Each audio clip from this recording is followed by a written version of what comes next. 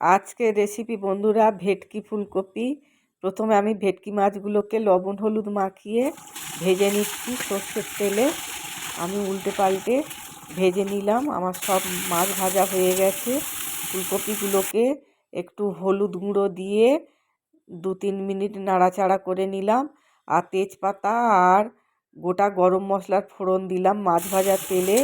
আলু পেঁয়াজ আর কাঁচা লঙ্কা দিয়ে আদা দিয়ে 2 মিনিট ভালো করে নাড়াচাড়া করে নিয়ে হলুদ গুঁড়ো লঙ্কার গুঁড়ো জিরের গুঁড়ো ধনের গুঁড়ো আর লবণ জল দিয়ে গুলে দিয়ে দিলাম। ভালো করে কষে নিয়ে চিনি দিয়ে দিলাম। তেল ছেড়ে যেতে ফুলকপিগুলোকে দিয়ে গরম জল দিয়ে 10 মিনিট ঢাকা চাপা দিয়ে রান্না করে নিলাম। দিয়ে দিলাম ধনেপাতা আর মাছ দিয়ে আবার 2 মিনিট ঢাকা চাপা দিয়ে রান্না করে নেব। কোন কোন বন্ধুরা এরম ফুলকপির সাথে ভেটকি মাছ খেতে ভালোবাসো আমাকে কমেন্টে জানিও। সবাই